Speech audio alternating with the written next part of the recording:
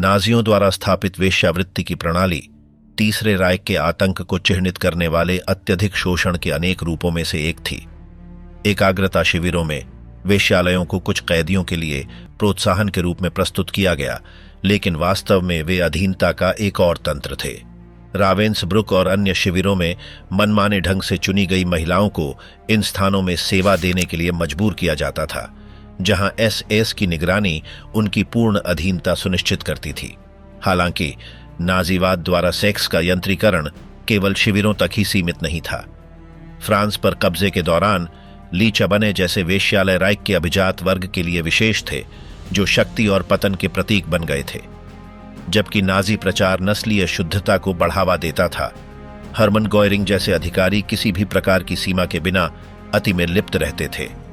स्वयं पार्टी के भीतर समलैंगिकता का उपयोग न केवल राजनीतिक दुश्मनों को छुपाने बल्कि उन्हें समाप्त करने के लिए भी किया गया, जैसा कि अर्नस्ट रोहम के मामले में हुआ। शिविरों में शोषण से लेकर नाजी नेतृत्व की पाखंड तक, सेक्स 20वीं सदी के सबसे निर्दयी शासन के भीतर नियंत्रण, अधीनता और शक्ति का एक उपकरण बन गया।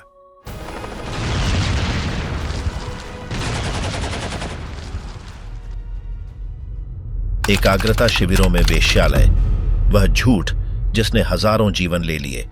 एकाग्रता शिविरों के भीतर व्यवस्थित दुर्व्यवहार और यौन दास्ता की शुरुआत सन 1942 में मॉथहाउजेन और गूजेन में वेश्यालयों की स्थापना के साथ हुई। जो महिलाएं वहां काम करने के लिए मजबूर की गईं, वे मुख्यतः रावेंसब्रुक से थीं, जो एक महिला कैदियों के लिए समर्पित शिविर था। मोनोविट्स, ऑशविट्स और मिट्टेलबाउडोरा जैसी अन्य समान सुविधाओं के लिए भी महिलाओं को विभिन्न तरीकों से भर्ती कर चुना गया। रावेंसब्रुक और ऑशविट्स में नाजी अधिकारी उन महिलाओं की पहचान करते थे जिन्हें अत्यधिक कठिन कार्यों जैसे निर्माण आदि के लिए चुना गया था। उन्हें एक कथित विकल्प दिया जाता था, वेश्यालयों में स्थानांतरण का, इस झूठे वादे के साथ कि 6 महीने के बाद उन्हें स्वतंत्रता मिल जाएगी। हालांकि यह वादा कभी पूरा नहीं किया गया। यह समझाने की रणनीति मुख्य रूप से युवा जर्मन महिलाओं पर लक्षित थी, जिन्हें अवांछनीय माना जाता था, और उन महिलाओं पर जो युद्ध से पहले वेश्यावृत्ति में शामिल रही थीं। उनके पास सीमित विकल्प थे, जीवित रहने की एक अनिश्चित संभावना स्वीकार करना या लगभग निश्चित मृत्यु का सामना करना। ऑशविट्स बिर्केनाउ में एक पोलिश कैदी की गवाही इन निर्णयों के पीछे की निराशा को उजागर करती है। उसने स्वेच्छा से आगे आने का निर्णय लिया जब कमांडर हेस्लर ने रुचि रखने वाली महिलाओं को आगे आने को कहा। जब एक अन्य कैदी ने उसकी दृढ़ता पर सवाल किया तो उसने उत्तर दिया कि सर्दी के आगमन और जबरन श्रम की कठोर परिस्थितियों में ऑशविट्ज में एक और मौसम जीवित रहना असंभव था। उसके लिए व्यवस्थित शोषण के अधीन होना श्मशान की तुलना में कम भयावह था। लियाना मील्लू, एक इतालवी जीवित बची और लेखिका, उन महिलाओं की रक्षा करती थीं जिन्होंने यह कठिन निर्णय लिया। अपने लेखन में उसने जीवन से चिपके रहने के अपने संघर्ष को व्यक्त किया और उन लोगों के प्रति नैतिक निंदा को अस्वीकार किया जो किसी भी संभव तरीके से जीवित रहने की कोशिश कर रहे थे। मैं बिना कोई निशान छोड़े विलीन नहीं होना चाहती थी। मेरा एकमात्र सपना घर लौटना था। मेरी उम्र केवल 18 वर्ष थी और मैं मरने के बारे में नहीं सोच रही थी। जब दूसरे लोग कचरे में भोजन के अवशेष तलाश रहे थे, तब क्या मुझसे यह अपेक्षा की जाती थी कि मैं सिर्फ इसलिए जीवित रहने का अवसर ठुकरा दूं क्योंकि इसकी कीमत अपमानजनक थी। कैदियों के लिए बनाए गए वेश्यालयों के अतिरिक्त एसएस ने एक और उद्देश्य से रावेंसब्रुक में पोलिश महिलाओं की भी तलाश की। उन्हें विशेष रूप से यूक्रेनी एसएस गार्डों के लिए बनाए गए प्रतिष्ठानों में शोषित करने के लिए। इन गार्डों को जर्मन महिलाओं के साथ किसी भी प्रकार के संबंध की अनुमति नहीं थी क्योंकि यह नस्लीय कानूनों के विरुद्ध था। परिणाम स्वरूप फ्लॉसेनबुर्ग, बुचेनवाल्ड, गूजेन और संभवतः साक्सेनहाउजेन जैसे शिविरों में उनके लिए विशेष परिसर बनाए गए। जैसे जैसे इन स्थानों की मांग बढ़ती गई, नाजियों ने नई पीड़िताओं की खोज को और तेज कर दिया। प्रतिदिन के गठन के दौरान अधिकारी कैदियों का बारीकी से निरीक्षण करते थे और उन महिलाओं को चुनते थे जिन्हें वे इस भूमिका के लिए उपयुक्त मानते थे। उदाहरण के लिए सन 1943 में रावेंसब्रुक में मैग्डालेना बी नामक एक जर्मन महिला को अन्य कैदियों के साथ चयनित किया गया ताकि उन्हें बुचेनवाल्ड भेजा जा सके। अपनी सामान्य जिम्मेदारियों पर भेजे जाने के बजाय उन्हें शिविर के कमांडर मैक्स केगेल, प्रमुख पर्यवेक्षिका और बुचेनवॉल्ड के नेता हरमन पिस्टर के सामने पेश किया गया। वहां अधिकारियों ने जिन महिलाओं को चाहा उन्हें चुना, उनके कैदी नंबर दर्ज किए और उन्हें औषधालय ले जाया गया। एक बार वहां पहुंचने पर उन्हें नाजी अधिकारियों के सामने नग्न होने के लिए मजबूर किया गया और उन्हें रासायनिक पदार्थों का सेवन कराया गया।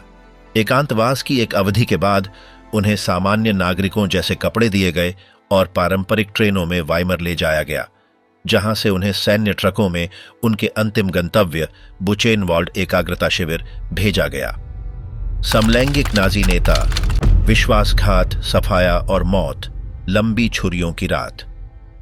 नाजी भाषण अक्सर उनके कार्यों से काफी भिन्न होते थे और समलैंगिकता के प्रति उनका रवैया इसका अपवाद नहीं था। यह विशेष रूप से शासन की सर्वोच्च श्रेणी में स्पष्ट था, जहां सदस्य उन व्यवहारों में लिप्त होने की पर्याप्त स्वतंत्रता रखते थे जिन्हें आधिकारिक रूप से निंदा की जाती थी, फिर भी उन्हें आम नागरिकों जैसे परिणामों का सामना नहीं करना पड़ता था। एक प्रमुख उदाहरण अर्नस्ट रोहम का है, जो एसए के नेता और नाजी आंदोलन की मजबूती में एक महत्वपूर्ण व्यक्ति थे। उनके नेतृत्व में एसए एक अर्धसैनिक समूह के रूप में कार्यरत था, जो उन लोगों का पीछा करता था जो पार्टी की विचारधारा के अनुरूप नहीं थे। कम्युनिज्म के आरोपित बुद्धिजीवी और मजदूर, विभिन्न सामाजिक वर्गों के यहूदी मूल के लोग और समलैंगिकता के संदेह में आने वाले व्यक्ति इस संगठन के निशाने पर थे। यह अपेक्षा की जाती थी कि इसके सदस्य उस मर्दानगी के आदर्शों को साकार करेंगे जिसे शासन बढ़ावा देता था। साहस, शारीरिक बल, पूर्ण निष्ठा, दुस्साहस और नाजी उद्देश्य के लिए सब कुछ बलिदान करने की तत्परता। हालांकि एसए के भीतर एक विरोधाभास था। इसके सर्वोच्च नेता अर्नस्ट रोहम अपनी समलैंगिकता को नहीं छिपाते थे। कई दस्तावेजों से पता चलता है कि हिटलर को इस बारे में जानकारी थी, लेकिन उसने इसे नजरअंदाज करने या महत्व न देने का निर्णय लिया। सन 1931 में एक वामपंथी विचारधारा वाले समाचार पत्र ने सार्वजनिक रूप से यह उजागर किया कि रोहम, इस हिंसक संगठन के प्रभावशाली नेता, अन्य पुरुषों के साथ संबंध रखते थे।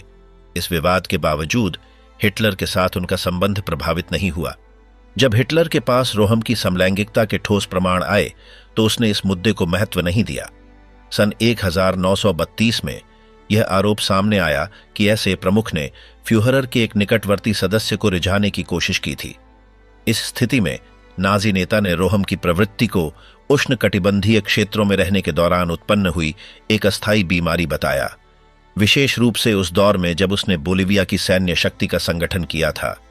इस संदर्भ में हिटलर ने लगभग उनके व्यवहार को उचित ठहराते हुए यह कहा कि एसए कमांडर का निजी जीवन जनहित का विषय नहीं है। हालांकि स्थिति तब बदल गई जब एसए की शक्ति बढ़ने लगी और उसने एसएस के साथ, यहां तक कि स्वयं हिटलर की योजना के साथ भी टकराव पैदा करना शुरू कर दिया।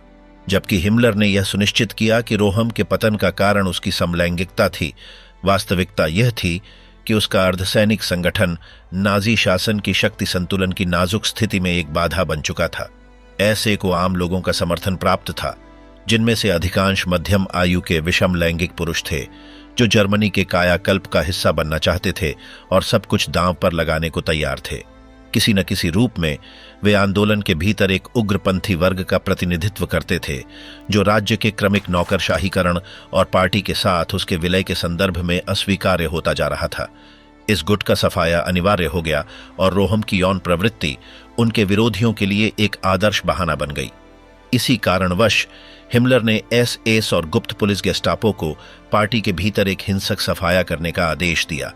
30 जून से लेकर 2 जुलाई तक सन 1934 के बीच वह घटना घटी जिसे लंबी छुरियों की रात कहा जाता है। रोहम को अन्य नेताओं के साथ मार दिया गया और अनुमान है कि लगभग 150 लोग मारे गए, जबकि सैकड़ों को गिरफ्तार कर यातना दी गई। अदृश्य आतंक, बुचेनवॉल्ड का वेश्यालय और योजनाबद्ध शोषण।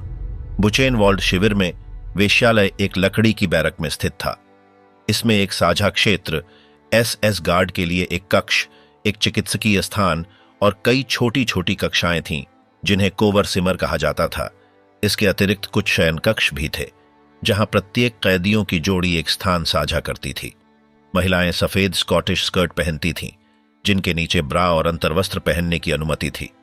उनकी दिनचर्या सुबह 7:30 पर शुरू होती थी, जब उन्हें साफ सुथरा होना और कपड़े पहनना होता था।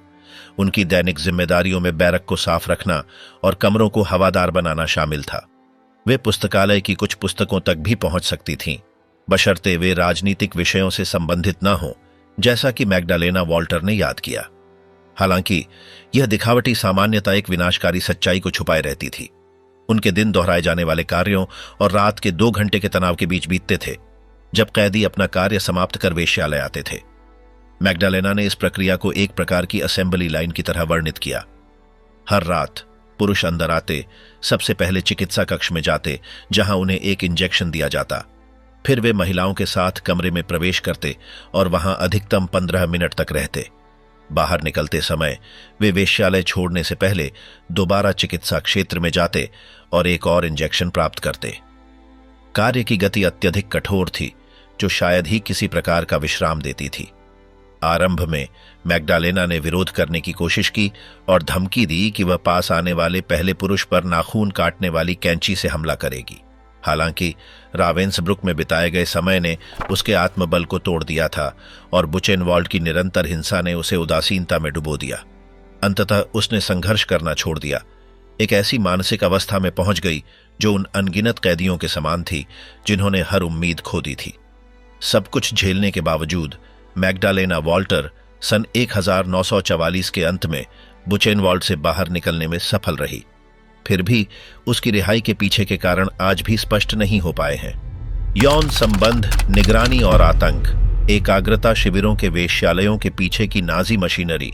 एकाग्रता शिविरों में वेश्यालयों की निगरानी और पर्यवेक्षण को अत्यंत व्यवस्थित ढंग से संगठित किया गया था। जर्मन समाजशास्त्री वोल्फगैंग जोफ्स्की के ग्रंथ आतंक का क्रम के अनुसार ये शिविर ऐसे स्थान थे जिन्हें समय और स्थान के पूर्ण नियंत्रण के माध्यम से व्यवहारों और सामाजिक संबंधों को आकार देने के लिए डिजाइन किया गया था। यह उन स्थानों के कठोर प्रबंधन में परिलक्षित होता था जहां निगरानी लगातार बनी रहती थी और हिंसा अत्यंत तीव्र होती थी। प्रारंभ में जॉन्डरबाउटन नामक वेश्यालय माउथहाउजेन, गुजेन और ऑशविट्स जैसे शिविरों में प्रवेश द्वारों के पास स्थापित किए गए थे। हालांकि बाद में एक आदेश के तहत इन्हें अधिक दूरस्थ क्षेत्रों में स्थानांतरित किया गया, सामान्यतः चिकित्सा ब्लॉकों के समीप। इसके उदाहरण फ्लोसेनबुर्ग, बुचेनवॉल्ड, साक्सेनहाउजेन और नोएंगामे में देखे गए। इस पुनः स्थापना का कारण व्यावहारिक आवश्यकताओं से जुड़ा था। एसएस इन्हें अन्य कैदियों की निगाहों से दूर रखना चाहते थे। साथ ही चूंकि इनका प्रबंधन आमतौर पर शिविर की चिकित्सा व्यवस्था से जुड़ा होता था, इसलिए इन्हें उन सुविधाओं के पास रखना सुविधाजनक होता था। वेश्यालयों को अलग थलग और भयावह क्षेत्रों में रखा गया, प्रायः मृत्यु और पीड़ा से संबंधित स्थानों के समीप। इससे एसएस उन्हें शिविर के शेष हिस्सों से और भी अलग रख पाते थे। जिन बैरकों में ये वेश्यालय थे वे बाड़ों से घिरी होती थीं और प्रवेश द्वार पर तैनात गार्डों द्वारा संरक्षित होती थीं, जिससे इन पर नियंत्रण और अलगाव और अधिक सख्त हो जाता था। भीतर का डिजाइन लगातार निगरानी को सुनिश्चित करने के लिए तैयार किया गया था। अधिकांश बैरक मानक लकड़ी की संरचनाएं थीं, जिनमें एक केंद्रीय गलियारा होता था जो पूरे भवन को विभाजित करता था, जिससे गार्ड हर गतिविधि पर नजर रख सकते थे। ऑशविट्स में जॉन्डरबाउ का डिजाइन ब्लॉक 11 की वास्तुकला से मेल खाता था, जो शिविर की सबसे भयावह जेलों में से एक थी। यह एसएस की अनुशासन और नियंत्रण के प्रति जुनून को दर्शाता था। इन वेश्यालयों में पुरुष कैदियों का प्रवेश एक जटिल प्रक्रिया के अधीन था। पहले उन्हें शिविर प्रशासन से अनुमति लेनी होती थी और प्रशासकीय कार्यालय श्राइबस्टूबे में पंजीकरण कराना पड़ता था। यदि शिविर के कमांडर द्वारा अनुरोध को स्वीकृति मिल जाती तो उस कैदी का नाम रात्रिकालीन गणना के दौरान घोषित किया जाता था। उदाहरण के लिए फ्लोसेनबुर्ग में जिन कैदियों को अनुमति मिलती थी, उन्हें सूची पूरी होने के बाद जोड़ों में वेश्यालय की बैरक के सामने लाइन में खड़ा कर दिया जाता था। एक पोलिश जीवित बचे व्यक्ति याकूब पेक, जो केवल 19 वर्ष की आयु में ऑशविट्स पहुंचे थे और कमांडर रुडोल्फ हेस के निजी नाई के रूप में कार्यरत थे, ने बताया कि यह प्रणाली कैसे काम करती थी। जब किसी शिविर में वेश्यालय शुरू होता था, तब जिम्मेदार अधिकारी कुछ कैदियों में कूपन वितरित करता था। पेक ने याद किया कि शिविर के नाइयों को टिकट मिलते थे और उन्हें अनिवार्य चिकित्सकीय परीक्षण के बाद गलियारे में पंक्ति में खड़ा किया जाता था। इन दौरों के दौरान उच्च पदस्थ अधिकारी, जिनमें स्वयं कमांडर हेस भी शामिल होते थे, उपस्थित रहते थे। आदेश दिए जाते थे जैसे सावधान और हिटलर को सलाम करो, जबकि कैदी अपनी बारी का इंतजार करते थे। पेक को संख्या 9 वाला कूपन मिला था और उसे निर्दिष्ट कक्ष के बाहर प्रतीक्षा करने के लिए कहा गया था। प्रत्येक पुरुष कैदी को वेश्यालय में दिए गए समय की अवधि अत्यंत सीमित होती थी। सामान्यतः केवल 15 मिनट की अनुमति होती थी। केवल पारंपरिक मैथुन को ही अधिकृत किया गया था, वह भी मिशनरी स्थिति में, और बिस्तर पर जूते पहनकर जाने की सख्त मनाही थी। इन नियमों के पालन को सुनिश्चित करने के लिए एसएस गार्ड दरवाजों की छोटी झिर्रियों से गतिविधियों को देखते थे। जब निर्धारित समय समाप्त हो जाता था, एक घंटी बजती थी जो बाहर निकलने का संकेत होती थी। यदि कोई कैदी बाहर निकलने में देरी करता तो एक गार्ड भीतर प्रवेश करता और उसे जबरदस्ती बाहर निकालता, अक्सर शारीरिक बल का उपयोग करते हुए। जॉन्डरबाउ छोड़ने से पहले प्रत्येक कैदी को शिविर के औषधालय में उपस्थित होकर एक संक्रमण रोधी इंजेक्शन लेना होता था। कठोर नियमों के बावजूद नियंत्रण पूर्ण नहीं था। कुछ महिलाएं नियमों को चुनौती देने के उपाय ढूंढ लेती थीं, जैसे दरवाजों की झिर्रियों को चिपकने वाली पट्टियों से ढंक देना ताकि गार्ड उन्हें न देख सकें। कभी कभी वे शिविर के भीतर बेहतर स्थिति वाले कैदियों से संबंध बना लेती थीं, ऐसे गठजोड़ जो उन्हें कुछ सुरक्षा प्रदान करते थे। इतिहासकार अन्ना हायकोवा ने इन संबंधों को तर्कसंगत संबंध कहा, एक जीवित रहने की रणनीति जो न केवल ऑशविट्स बिर्केनाउ में देखी गई बल्कि थेरेजनस्टाट जैसे यहूदी बस्तियों में भी प्रचलित थी। इन गणनात्मक संबंधों में पुरुष भोजन या सुरक्षा के रूप में सहायता देते थे, जबकि महिलाएं यौन सेवाएं प्रदान करती थीं। यह लेन देन केवल ऑशविट्स तक सीमित नहीं था। बुचेनवॉल्ड जैसे अन्य शिविरों में भी कैदी अतिरिक्त राशन देकर या अन्य कैदियों को रिश्वत देकर यह सुनिश्चित करने की कोशिश करते थे कि कुछ महिलाओं के पास विशेष कैदी ही जा सकें। इन संबंधों को पनपने से रोकने के लिए एसएस बार बार महिलाओं के कमरों में बदलाव कराते थे ताकि कैदियों को यह न पता चल सके कि वे किससे मिलने जा रहे हैं। ऑशविट्स में वेश्यालय के उद्घाटन ने शिविर के भीतर काले बाजार में उछाल ला दिया। कैदी कनाडा नामक गोदाम से चुराई गई मूल्यवान वस्तुएं और कपड़े तस्करी करते थे। वह स्थान जहां गैस चैम्बरों में मारे गए यहूदियों की वस्तुएं इकट्ठा की जाती थीं ताकि वेश्यालय में मौजूद महिलाओं की कृपा प्राप्त की जा सके। कुछ कैदी अपने प्रेमियों से रात के समय मिलने की कोशिश करके यहां तक कि अपने जीवन को भी जोखिम में डालते थे। यदि उन्हें एसएस द्वारा पकड़ा जाता तो परिणाम प्राणघातक हो सकते थे।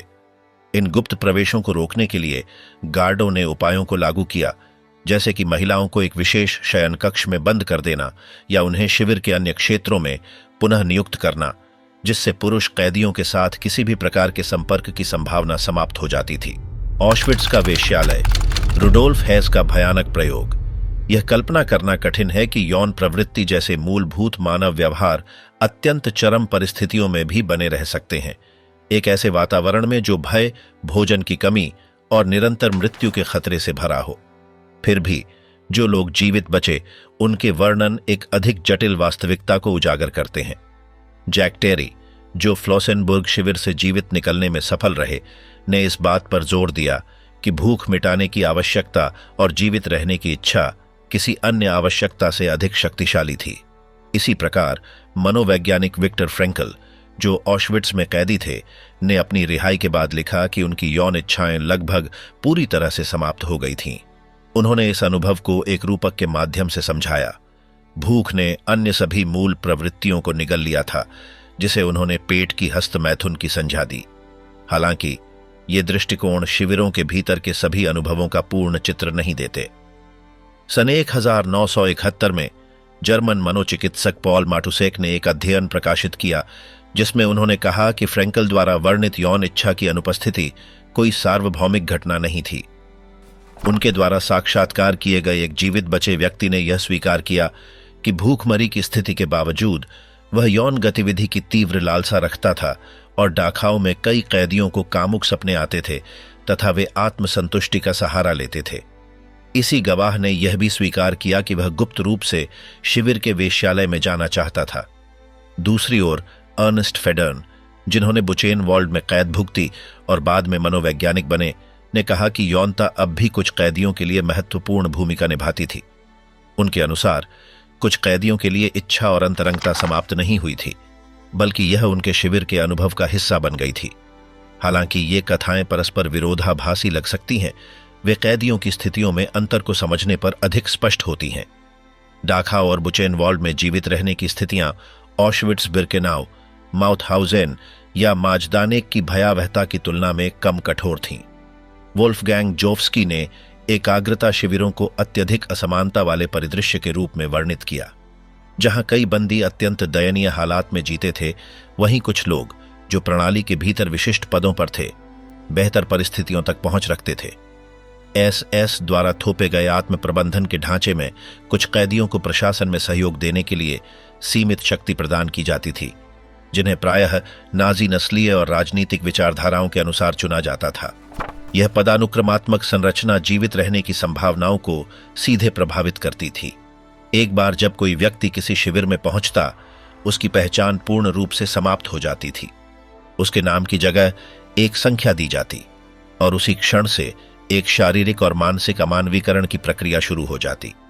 इस प्रणाली के सबसे क्रूर पहलुओं में से एक था लिंग की किसी भी अभिव्यक्ति को समाप्त कर देना। पूरे शरीर के बाल मुंडवा दिए जाते थे और निजी वस्तुएं जब्त कर ली जाती थीं, जिससे एक जबरन परिवर्तन की शुरुआत होती थी। भोजन की लंबी अवधि तक अनुपलब्धता शरीर पर विनाशकारी प्रभाव डालती थी। महिलाओं की माहवारी बंद हो जाती थी और शरीर अत्यधिक कमजोर होकर एक घटती ऊर्जा भंडार में बदल जाता था। सैमुअल पिसार ने बताया कि ऑशविट्स बिर्केनाउ में पुरुष और महिलाएं एक दूसरे के सामने से गुजरते थे, बिना किसी यौन आकर्षण के। अधिकांश के लिए शर्म और इच्छा का स्थान उस जीवित रहने की प्रवृत्ति ने ले लिया था, जिसने बाकी सभी भावनाओं को समाप्त कर दिया था। कैदियों द्वारा झेले गए आतंक के मूल तत्वों में से एक था उनकी यौन पहचान का ह्रास, जिसने दोनों लिंगों को प्रभावित किया। यद्यपि कुछ जीवित बची महिलाओं की गवाही के अनुसार इसका प्रभाव महिलाओं पर अधिक गहरा था। यह प्रक्रिया एक साधारण पार्श्व प्रभाव नहीं थी जो शिविर जीवन के साथ उत्पन्न हुई हो, बल्कि एक पूर्व नियोजित रणनीति थी जिसे नाजियों ने कैदियों को अधीन करने और उनके मानवीय अस्तित्व को छीनने के लिए उपयोग में लिया। शिविरों की परिस्थितियों के विनाशकारी प्रभावों के बावजूद कुछ कैदी इस कठोर वास्तविकता के साथ तालमेल बिठा पाने में सफल रहे, जबकि अन्य जीवित नहीं रह सके। जो लोग अपनी स्थिति से जूझने का कोई रास्ता निकाल पाए, उनके लिए यौन पहचान की कुछ अनुभूति को पुनः प्राप्त करना एक प्रतिरोध की प्रमुख रणनीति बन गई। यह देखा गया है कि शिविर की सामाजिक संरचना में किसी की स्थिति कैदियों के यौन जीवन को प्रभावित करती थी। जितना बेहतर कार्य समूह सौंपा गया हो या जितना ऊंचा दर्जा किसी को शिविर की प्रशासकीय प्रणाली के भीतर प्राप्त हो, उतनी अधिक संभावना होती थी कि उन्हें भोजन जैसी वस्तुओं की अदला बदली के जरिए संसाधनों तक पहुंच मिले, जिससे यौनता उनके जीवन में अधिक प्रासंगिक बन जाती थी। उस समय से पहले, जब यौन वाणिज्य के लिए विशेष बैरक स्थापित किए गए थे, पुरुष प्रधान एकाग्रता शिविरों में महिलाओं की उपस्थिति नहीं होती थी। अनेक पुरुष कैदियों के लिए, विशेषकर वे जो नाजी शासन के सत्ता में आने के बाद सन 1933 में गिरफ्तार किए गए थे, किसी महिला को देखना अत्यंत दुर्लभ संभावना थी। इसी कारण शिविरों में वेश्यालयों के लिए महिलाओं का आगमन एक बड़ी हलचल का कारण बना। उदाहरण के लिए, ऑशविट्स मोनोविट्स में इस गतिविधि के लिए निर्धारित बैरक शिविर के मध्य में स्थित था, जिससे कभी कभी महिलाएं बाहरी भाग में पुरुष कैदियों को दिखाई दे जाती थीं। ऑशविट्स स्टामलागर में वेश्यालय ब्लॉक 24 में स्थित था, जो शिविर के मुख्य प्रवेश द्वार के पास था, ठीक उस बदनाम नारे आर्बिट मार्क्ट फ्रेई के नीचे। हालांकि इन स्थानों का अस्तित्व एक खुला रहस्य था, फिर भी अधिकांश कैदियों के पास केवल खंडित जानकारी थी, जो अनुभवों की तुलना में अधिकतर अफवाहों पर आधारित थी। उदाहरण के लिए, मिटलबाउडोरा में वेश्यालय का बैरक उसी भवन में स्थित था जिसमें शिविर की पुस्तकालय थी, ठीक उस चौराहे के ऊपर जहां कैदियों को प्रतिदिन पंक्तिबद्ध खड़ा किया जाता था। वहीं से महिलाएं प्रवेश द्वार पर खड़ी या खिड़कियों से झांकती दिखाई देती थीं। यह एसएस की एक जानबूझकर बनाई गई रणनीति थी ताकि पुरुष कैदियों का ध्यान उनकी ओर खींचा जा सके। फिर भी अधिकांश बंदियों के लिए इन वेश्यालयों का अस्तित्व उनके जीवित रहने के संघर्ष में कोई प्रासंगिकता नहीं रखता था। वास्तविकता में ये स्थान मुख्यतः उन कैदियों के लिए सुलभ थे जो शिविर की पदानुक्रम में किसी कार्यभार में थे, जिससे यह स्पष्ट होता है कि कुछ विशेषाधिकारों, सत्ता और प्रणाली के भीतर जीवित रहने की संभावनाओं के बीच गहरा संबंध था। जो कैदी नियमित रूप से इन वेश्यालयों में जाते थे, उनकी संख्या शिविरों की कुल आबादी की तुलना में आश्चर्यजनक रूप से कम थी। उदाहरण के लिए, ऑशविट्स स्टामलागर में जब शिविर में लगभग 30,000 कैदी थे, तब मात्र 100 कैदी इन बैरकों में जाते थे, जो कुल कैदियों का केवल 0.33% था। इसी प्रकार बुचेनवाल्ड में जब जुलाई सन 1943 में वेश्यालय संचालित होना शुरू हुआ, तब औसतन 98 कैदी उन दिनों वहां जाते थे जब वह खुला रहता था, जो लगभग 0.77% शिविर आबादी के बराबर था। इन स्थानों पर कम संख्या में पहुंचने के कई कारण थे, जिनमें शिविर जीवन की अत्यधिक कठोर परिस्थितियां और कैदियों पर पड़ने वाला शारीरिक तथा मानसिक प्रभाव शामिल थे। वेश्यालय में प्रवेश के लिए एक चयनित कैदियों के समूह में होना आवश्यक था, क्योंकि केवल कुछ ही लोगों को प्रवेश की अनुमति दी जाती थी। यह पहुंच केवल उन्हीं को दी जाती थी जिन्हें आर्य माना जाता था, जिसमें Germany, Belgium, Netherlands, Scandinavia, Poland, Czechoslovakia, Ukraine और स्पेन के नागरिक शामिल थे। इसके विपरीत यहूदियों और सोवियत युद्धबंदियों पर पूर्ण रूप से प्रतिबंध था, क्योंकि उनके कैद का उद्देश्य ही उनका विनाश था। नस्लीय वर्गीकरण के अलावा एक और आवश्यक शर्त यह थी कि प्रवेश शुल्क चुकाने के लिए आवश्यक बोनस कूपन होना चाहिए। हालांकि ये कूपन नियमित रूप से वितरित नहीं किए जाते थे, इसलिए जो उन्हें प्राप्त करना चाहते थे, उन्हें काले बाजार का सहारा लेना पड़ता था या वितरण नियंत्रित करने वालों से संबंध बनाने पड़ते थे। अंततः केवल प्रशासनिक आवश्यकताओं को पूरा करना ही पर्याप्त नहीं था। उपयुक्त शारीरिक स्थिति और मानसिक तत्परता भी अनिवार्य थी, जिसने इस संभावना का लाभ उठा सकने वाले कैदियों की संख्या को और सीमित कर दिया। हिमलर के वेश्यालय, नाजी यौनता। जो लोग वेश्यालय में जाते थे, वे आमतौर पर कैदियों की पदानुक्रम में सबसे ऊंचे पदों पर होते थे। इनमें ब्लॉक पर्यवेक्षक, कार्य कमांडो के प्रमुख, कुछ अधिकारों वाले वृद्ध कैदी और वे लोग शामिल थे जिन्हें आंतरिक शिविर पुलिस, अग्निशमन ब्रिगेड, रसोई कर्मचारी, नाई, स्वास्थ्य कार्यकर्ता और कसाई जैसे विशेषाधिकार प्राप्त दस्तों में नियुक्त किया गया था। गवाही और माउथहाउजन के ब्लॉक टीआर स्थित वेश्यालय की आगंतुक पुस्तिका ने यह जानने में मदद की कि वहां आने वालों की सामाजिक स्थिति क्या थी और वे कितनी नियमितता से आते थे। सामान्य रूप से उन्हें 3 वर्गों में बांटा जा सकता है। वे जो नियमित रूप से आते थे, वे जो कभी कभार या केवल एक बार आए थे, और वे जिन्हें एसएस द्वारा जबरदस्ती लाया गया था। नियमित रूप से आने वालों का समूह काफी छोटा था और इसमें अधिकांशतः वे कैदी शामिल थे जो शिविर की आंतरिक संरचना में उच्च पद पर थे, जिन्हें उस स्थान की अभिजात वर्ग माना जाता था। माउथहाउजेन के ब्लॉक 3 स्थित वेश्यालय का विस्तृत रजिस्टर नाम, कैदी संख्या और आगमन की तिथियां प्रदान करता है, जो जून से दिसंबर सन 1942 के बीच की अवधि को समेटता है। इस सूची में दर्ज 90 कैदियों में से 57 ने इस स्थान तक पहुंच प्राप्त की थी। अगर यह और विस्तार से देखा जाए कि वे कितनी बार आए, तो यह स्पष्ट होता है कि केवल 19 लोग नियमित ग्राहक थे, जिनमें से कुछ एक ही सप्ताह में 2 बार तक आए थे। शिविर के अन्य दस्तावेज, जैसे कि घड़ी पहनने की अनुमति प्राप्त कैदियों की सूचियां या व्यक्तिगत अभिलेख, इन आगंतुकों की भूमिकाओं और शिविर की संरचना में उनकी स्थिति की पहचान करने में मदद करते हैं। इनमें खदान, एसएस की यांत्रिक कार्यशाला या कीटाणु शोधन क्षेत्र में कार्यरत दस्तों के प्रमुख शामिल थे। वहां ऐसे लोग भी थे जो प्रशासनिक या सेवात्मक कार्य करते थे, जैसे कि रसोइये, कमांडर कार्यालय की सफाई का जिम्मा संभालने वाले, डाकघर के कर्मचारी या ब्लॉक में काम करने वाले लिपिक। ये कार्य न केवल शारीरिक रूप से कम थकाऊ थे, बल्कि भोजन और वांछित वस्तुओं तक पहुंच भी प्रदान करते थे, जिससे ये पद अत्यधिक वांछनीय बन जाते थे। उस समय बोनस कूपनों की प्रणाली अभी लागू नहीं हुई थी, इसलिए वेश्यालय में प्रवेश प्राप्त करने के लिए भुगतान अन्य तरीकों से करना होता था, जैसे वस्तुओं का अदला बदली या शिविर की गुप्त अर्थव्यवस्था के भीतर अन्य साधनों का प्रयोग।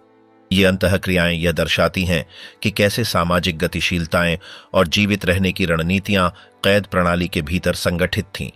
ज्यादा प्रभावशाली कैदी, जिन्हें शिविर के विशिष्ट लोग कहा जाता था, ऐसे विशेषाधिकारों का आनंद लेते थे जो अधिकांश कैदियों के लिए अकल्पनीय थे। उनके पास पैसा और मूल्यवान वस्तुएं होती थीं जो दूसरों के लिए प्रतिबंधित थीं।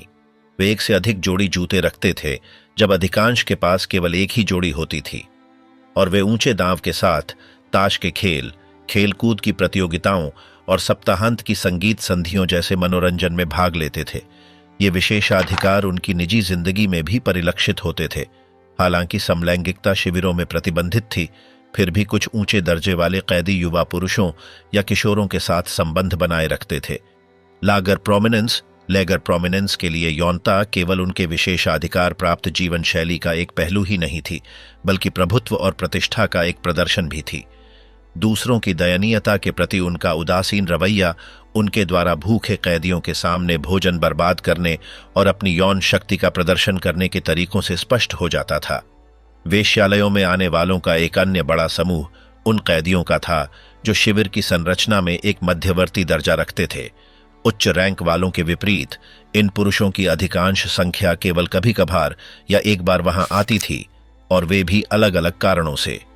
उनके लिए प्रेरणा भोग नहीं थी, बल्कि एक ऐसे वातावरण में अपनी पहचान और पुरुषत्व के कुछ अंश को पुनः प्राप्त करने का प्रयास था, जो लगातार उन्हें अमानवीकरण करता था। सन 1973 में पोलिश शोधकर्ताओं गीसा और मोराव ने एक अध्ययन प्रकाशित किया, जो सन 1964 और सन 1962 के बीच किए गए सर्वेक्षणों पर आधारित था, जिसमें उन्होंने ऑशविट्स में कैदियों के यौन जीवन का विश्लेषण किया। उन्होंने पाया कि पुरुष कैदी बहुत कम हस्तमैथुन करते थे, जिसकी आवृत्ति लगभग हर 2 या 3 महीने में एक बार थी। यह किसी सुख के लिए नहीं, बल्कि अपने अस्तित्व और आत्मबल की पुष्टि करने का एक तरीका था। इसी प्रकार कई पुरुष वेश्यालयों को इस बात की जांच करने का एक अवसर मानते थे कि क्या वे अब भी कुछ महसूस करने में सक्षम हैं, क्या उनका पुरुषत्व अभी भी जीवित है उस समस्त पीड़ा के बाद जो उन्होंने झेली थी। कुछ युवाओं के लिए जो बिना किसी पूर्व यौन अनुभव के शिविरों में पहुंचे थे, जीवित न बचे पाने की संभावना ने उन्हें मरने से पहले कम से कम एक अंतरंग अनुभव की तलाश में प्रेरित किया। Johan F.B. ऑशविट्स का एक कैदी जो गेस्टापो के लिए अनुवादक के रूप में काम करता था, को बोनस कूपन उसके एक मित्र ने दिया जो कसाईयों के समूह में कार्यरत था। उसके साथी ने उसे वेश्यालय जाने के लिए प्रोत्साहित किया, यह कहते हुए कि वह कभी किसी महिला के साथ नहीं रहा था। जोहान ने स्वीकार कर लिया, लेकिन एक बार भीतर जाने के बाद उसने केवल महिला से बातचीत करने का निर्णय लिया, शारीरिक रूप से शामिल होने के बजाय। शिविरों के भीतर वेश्यालय भी वही नियंत्रण, सत्ता और अमानवीकरण की गतिशीलता प्रतिबिंबित करते थे जो कैदियों के जीवन को संचालित करती थी। इस सच्चाई को उजागर करने वाला एक उदाहरण है एक 18 वर्षीय चेक युवक का जो माउथहाउजेन पहुंचा था। उसके जीवित रहने की एकमात्र संभावना थी एक उच्च रैंक वाले कैदी की सुरक्षा पर निर्भर होना, जिसके बदले में उसे यौन सेवाएं देनी होती थी। अपनी पहचान के लिए इसका क्या अर्थ होगा, इस उलझन से घिरा उसने अपने भावनाओं को स्पष्ट करने के लिए वेश्यालय जाने का निर्णय लिया। हालांकि अपनी स्थिति में पड़े अन्य लोगों की तरह वह भी भीतर जाने के बाद कोई यौन क्रिया नहीं कर पाया। एकाग्रता शिविरों के वेश्यालयों में वेश्यावृत्ति के लिए मजबूर की गई पीड़िताओं के विवरण से यह स्पष्ट होता है कि कैदियों में यौन अक्षमता एक सामान्य स्थिति थी। इस परिस्थिति के पीछे कई कारण थे। अत्यधिक शारीरिक क्षय, ऐसा दमघोंटू और निर्दयी वातावरण जो किसी भी प्राकृतिक प्रवृत्ति को कुचल देता था, और महिलाओं के संपर्क की लंबी अनुपस्थिति। कई लोगों के लिए जॉन्डरबाउ एसबाउ जाना यौन संबंध बनाने की इच्छा नहीं थी, बल्कि मानवीय संपर्क की खोज थी। अक्सर कैदी केवल एक महिला से बात करने की इच्छा के साथ वहां जाते थे। ऐसे माहौल में जहां उस तरह का संपर्क लगभग अनुपस्थित था, वे थोड़ी सी निकटता और सामान्यता की लालसा रखते थे। तीसरा समूह उन कैदियों का था जो इन वेश्यालयों में अपनी इच्छा के विरुद्ध भेजे जाते थे, SS द्वारा मजबूर किए गए। कभी कभी नाजी इन मुलाकातों को विशेष कैदियों के लिए पुरस्कार के रूप में इस्तेमाल करते थे, भले ही वे भाग नहीं लेना चाहते हों। हालांकि इस निमंत्रण को ठुकराना प्रतिशोध ला सकता था। ऐसे ही एक प्रलेखित मामले में मिखल झाक शामिल हैं जो मोनोविट्स के कैदी थे। उन्होंने बताया कि कैसे एक अधिकारी ने एक बहुभाषी श्रमिक को, जो जर्मन भाषा में निपुण था और IG फार्बेन के साथ सहयोग करता था, इनाम देने का निर्णय लिया। यह व्यक्ति, एक वृद्ध राजनीतिक कैदी, वेश्यालय जाना नहीं चाहता था, लेकिन उसके पास कोई विकल्प नहीं था। एक और जबरन मुलाकात की घटना एरिक रेस्के से जुड़ी थी। जो बुचेनवाल्ड के लाग्रालटेस्टे और शिविर की आर्थिक संरचना में एक प्रमुख व्यक्ति थे। नाजी अधिकारियों ने उसे कैदियों की आंतरिक पदानुक्रम में उसकी स्थिति का प्रतीक मानते हुए वेश्यालय का उद्घाटन करने के लिए मजबूर किया। यह किसी विशेषाधिकार से अधिक उस पूर्ण नियंत्रण को दर्शाता था जो एसएस यहां तक कि उच्च दर्जे वाले कैदियों पर भी रखते थे। कोई भी रियायत नाजी अधिकारियों की इच्छा पर निर्भर थी और इसी के जरिए वे अपनी पूर्ण सत्ता की पुनः पुष्टि करते थे। एक विशेष रूप से झकझोर देने वाली गवाही मेलबाउडोरा शिविर के जीवित बचे जीन मिशेल से आती है।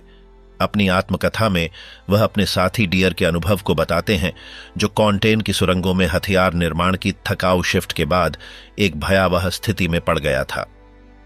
मिशेल इस घटना का विवरण विस्तार से देते हैं। 12 घंटे की अत्यधिक थकाऊ मेहनत के बाद डियर और उसकी टीम अत्यधिक थकान की हालत में शिविर लौट रही थी। अचानक एसएस ने उन्हें रोका और एक बैरक की ओर ले गए जिसे वेश्यालय में परिवर्तित किया गया था।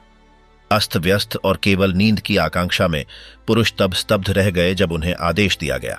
कोई अन्य विकल्प न होते हुए वे इमारत के सामने पंक्तिबद्ध खड़े कर दिए गए, प्रत्येक को एक बंद दरवाजे के सामने। उन्हें आदेश दिया गया कि वे अपनी पतलून नीचे करें, जबकि दूसरी ओर महिलाएं उसी दुःस्वप्न में फंसी प्रतीक्षा कर रही थी। इस पहले आदेश के बाद दूसरा आदेश आया।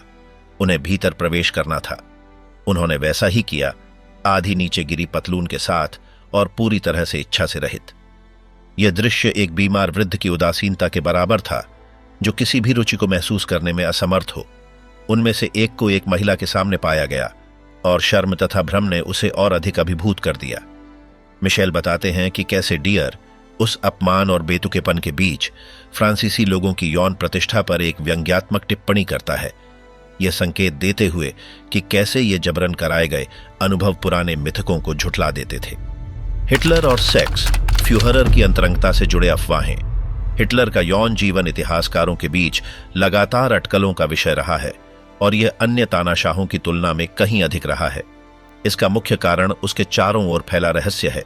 उदाहरण के लिए, जहां स्टालिन का निजी जीवन अपेक्षाकृत सामान्य प्रतीत होता है और मुसोलिनी अपने असंख्य प्रेम संबंधों के लिए प्रसिद्ध था, यहां तक कि वह अपनी पत्नी के बजाय अपनी प्रेमिका के साथ मारा गया, वहीं फ्यूहरर का निजी पक्ष कहीं अधिक रहस्यमय था। वर्षों तक उसने एक दोहरी छवि बनाई। एक ओर वह युवतियों के लिए आकर्षक पुरुष था और दूसरी ओर एक ऐसा व्यक्ति जो अत्यंत सादगीपूर्ण जीवन जीता था। जनवरी सन 1937 में राइनहार्ड स्पिट्जी, जो लंदन में जर्मन राजदूत योआखिम फॉन रिबेनेट्रॉप के सलाहकार थे, उनके साथ हिटलर से मिलने गए। एसए और एसएस के सदस्य के रूप में स्पिट्जी जर्मन नेता के प्रति सच्ची श्रद्धा रखते थे। वे उसे एक लगभग पौराणिक, अछूती शख्सियत के रूप में देखते थे। दोनों के बीच बातचीत के दौरान स्पिट्जी घंटों तक एकदम स्थिर बैठे रहे। एक अप्रत्याशित क्षण में घुंघराले बालों वाली एक युवती कमरे में अचानक घुस आई और उसे बीच में टोकते हुए कहा कि उसे तत्काल अपने अतिथियों के साथ भोजन के लिए चलना चाहिए। स्पिट्जी स्तब्ध रह गए, ये सोचकर कि कोई व्यक्ति फ्यूहरर से इस तरह बात कैसे कर सकता है। थोड़ी ही देर बाद हिटलर के निजी सहायक ब्रुकनर ने उन्हें चेतावनी दी कि उन्होंने जो देखा उसके बारे में किसी से बात न करें, क्योंकि ऐसा करने पर उनकी जान जा सकती थी। एक प्रकार की सहानुभूति के साथ उन्होंने समझाया कि भले ही वह जर्मनी का नेता था, लेकिन उसे भी एक निजी जीवन का अधिकार था। स्पिट्जी के लिए यह अनुभव बहुत बड़ा झटका था। उन्होंने हमेशा हिटलर की कल्पना एक ऐसे व्यक्ति के रूप में की थी जिसे किसी प्रकार की शारीरिक इच्छा नहीं होती, एक ऐसा पुरुष जो पूरी तरह से अपनी राजनीतिक जिम्मेदारी में समर्पित था। उस दिन उन्हें यह समझ आया कि हिटलर का एक रोमांटिक संबंध था, जिसका मतलब था कि वह यौन रूप से सक्रिय जीवन जी रहा था। सन 1936 में हिटलर ने नेशनल सोशलिस्ट महिला संघ की एक बैठक में भाग लिया, जहां उसने एक भाषण में यह स्वीकार किया कि पार्टी की सफलता महिलाओं की निष्ठा और उनके निरंतर प्रयासों के बिना संभव नहीं थी। उसने कहा कि वे महिलाएं जिनके हृदय में राष्ट्र समाजवाद बसा है, उससे सदा के लिए जुड़ी हुई है। साथ ही उसने यह भी कहा कि इन माताओं से जन्मे बच्चे उसके कार्य को न्याय संगत बनाते हैं, और एक अस्थिर कर देने वाले स्वर में उसने कहा कि वे बच्चे केवल अपनी माताओं के नहीं बल्कि उसके भी हैं। वास्तव में हिटलर एक प्रतीकात्मक विवाह जैसा प्रस्ताव दे रहा था, विशेषकर उन महिलाओं के साथ जो राइक के भीतर बच्चे उत्पन्न करने में सक्षम थीं। वह उनसे पूर्ण समर्पण की अपेक्षा करता था और उनसे पूर्ण निष्ठा की मांग करता था। उसके अनुसार बच्चे राज्य का उतना ही हिस्सा थे जितना वे अपने परिवारों का। हालांकि इन प्रचारात्मक विचारों से परे हिटलर जर्मन महिलाओं के सामने अपने वैवाहिक दर्जे को लेकर भी सफाई देना चाहता था, जो उसकी प्रेम संबंधी स्थिति को लेकर उत्सुक रहती थीं। इस स्पष्टीकरण को उसने एक अनौपचारिक बैठक में जनवरी सन 1942 में दिया, जो पूर्वी प्रशिया में उसके मुख्यालय में आयोजित एक चाय पार्टी के दौरान हुआ। जब उससे पूछा गया कि उसने शादी क्यों नहीं की, तो उसने उत्तर दिया कि तीसरे राइख के नेता के रूप में उसका कार्य उसे इस प्रकार के संबंधों के लिए समय नहीं देता। उसने यह भी कहा कि विवाह करने की समस्या कानूनी दायित्वों में है, जो उसके लिए न तो आकर्षक है और न ही वह इसके लिए उपलब्ध है। उसके अनुसार विवाह एक पुरानी संस्था थी और वह बिना किसी औपचारिक बंधन के प्रेम संबंधों को प्राथमिकता देता था। वह मानता था कि सबसे अच्छा यही है कि कोई साथी हो, लेकिन कानूनी समझौते में फंसे बिना। विवाह के प्रति यह दृष्टिकोण यह समझाता है कि क्यों ईवा ब्राउन की अनेक विनती के बावजूद वह उनके रिश्ते को औपचारिक रूप नहीं देना चाहता था। उसके लिए एक पत्नी एक संभावित कमजोरी का प्रतिनिधित्व करती थी। ईवा, जो उसकी नारीत्व की आदर्श परिभाषा में फिट बैठती थी, हल्के रंग के बाल, खेलों में रुचि और प्रभाव में आने वाला स्वभाव उसकी अस्वीकृति का कारण नहीं थी। दरअसल हिटलर को विवाह अपने जीवन में आवश्यक नहीं लगता था। सन 1932 में हिटलर की उपेक्षा और बार बार अनुपस्थिति से हताश ईवा ने एक कठोर निर्णय लिया। उसने जल्दी में कुछ पंक्तियां लिखीं और एक हथियार लेकर आत्महत्या करने की कोशिश की। हालांकि वह अपने उद्देश्य में सफल नहीं हो सकी। कुछ वर्षों बाद, जब सोवियत सेनाएं तीव्र गति से बर्लिन की ओर बढ़ रही थीं और पराजय निश्चित प्रतीत हो रही थी, हिटलर, ईवा और नाजी नेतृत्व के उच्च अधिकारी भूमिगत परिसरों में शरण लिए हुए थे। ये जानते हुए कि अंत समीप है, फ्यूहरर ने वह इच्छा पूरी करने का निर्णय लिया जो ईवा ने कई बार व्यक्त की थी। उसकी अटूट निष्ठा के प्रति सम्मान के रूप में हिटलर ने अपने सचिव मार्टिन बोरमान को एक शांत और कानूनी समारोह आयोजित करने का आदेश दिया। कंक्रीट की दीवारों के बीच और किसी भी भव्य समारोह से दूर, दोनों ने एक संक्षिप्त नागरिक अनुष्ठान के माध्यम से अपने संबंध को औपचारिक रूप दिया। परिस्थितियां अत्यंत कठोर थीं, लेकिन उस उदास वातावरण का कोई महत्व नहीं रहा। अगले दिन उनका भाग्य पहले ही तय हो चुका था। पेरिस, सन 1940, नाजी कब्जे के अधीन वेश्यालय। सन 1940 की गर्मी फ्रांसीसी गर्व के लिए एक विनाशकारी आघात थी। ऐसा होना अस्वाभाविक भी नहीं था, क्योंकि एक ऐसा देश जो कभी नेपोलियन बोनापार्ट के नेतृत्व में एक यूरोपीय महाशक्ति रहा था, उसे उसी वर्ष यह देखना पड़ा कि कैसे वेहरमाख्ट ने प्रतीत होने वाली अभेद्य मैजनॉट रेखा को पार कर लिया। जर्मनों ने व्यंग्य और चाउक्रूट के व्यंजनों के साथ अपने टैंकों को पेरिस की गलियों तक पहुंचा दिया और प्रतिष्ठित एफिल टावर के सामने आकर रुक गए। उसी क्षण से एक ऐसे कब्जे की अवधि शुरू हुई जिसमें दो वास्तविकताओं को फ्रांसीसी क्षेत्र में सह अस्तित्व में रहना पड़ा। एक ओर वे सहयोगी थे जो आक्रमणकारियों से कोई लाभ पाने की आशा रखते थे, और दूसरी ओर थी प्रसिद्ध प्रतिरोध, जिसकी प्रभावशीलता मुख्यतः चार्ल्स डी गॉल के प्रचार से प्रेरित थी। फ्रांसीसी राजधानी के वेश्यालयों ने पहले मार्ग को अपनाया। पैट्रिक बुइसों के ग्रंथ सन 1940 से सन 1945, कामुक वर्ष, विची या सद्गुण की दुर्भाग्यपूर्णताओं के अनुसार इन प्रतिष्ठानों की स्वामिनियों ने आर्थिक लाभ होने की संभावना के चलते नाजी सैनिकों का स्वागत करने में कोई संकोच नहीं किया। ये निर्णय अत्यंत लाभदायक सिद्ध हुआ। वास्तव में संघर्ष समाप्त होने के बाद उनमें से कई ने यह स्वीकार किया कि उन्होंने पहले कभी भी उतनी अधिक आय नहीं देखी थी जितनी तीसरे राइख के ग्राहकों से प्राप्त हुई। फ्रांसीसी वेश्यालयों के लिए जर्मन कब्जाधारियों का आगमन समृद्धि के एक नए युग की शुरुआत था।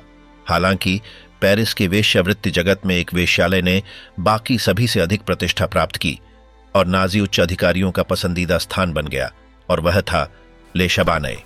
यह वेश्यालय लगभग एक शताब्दी पुराना लॉव्र संग्रहालय के पास स्थित था और इसकी दीवारों के भीतर कई रहस्य छिपे हुए थे।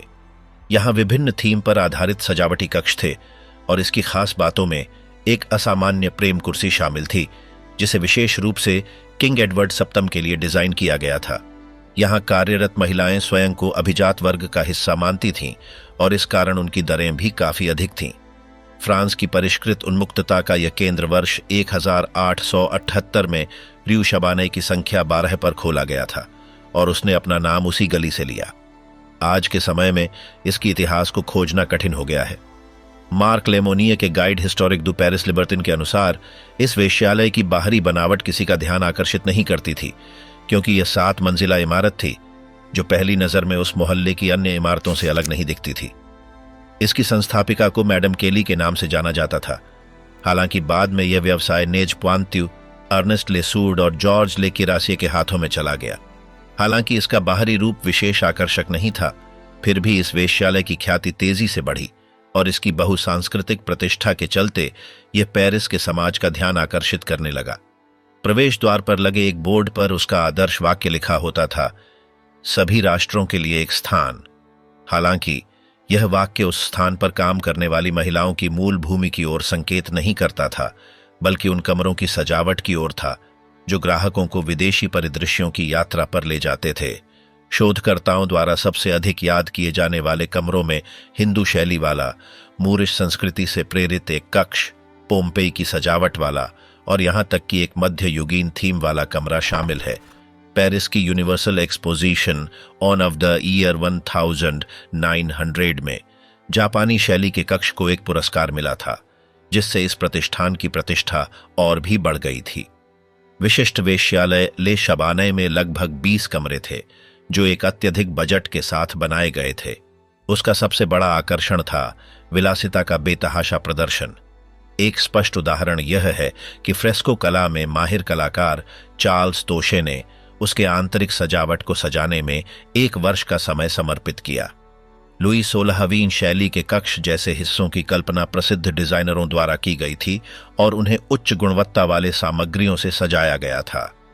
लेकिन यह परिष्कार अत्यंत महंगा था, इतना कि द्वितीय विश्व युद्ध के दौरान केवल एक बार वहां जाना किसी उच्च रैंक वाले अधिकारी के साप्ताहिक वेतन के बराबर होता था।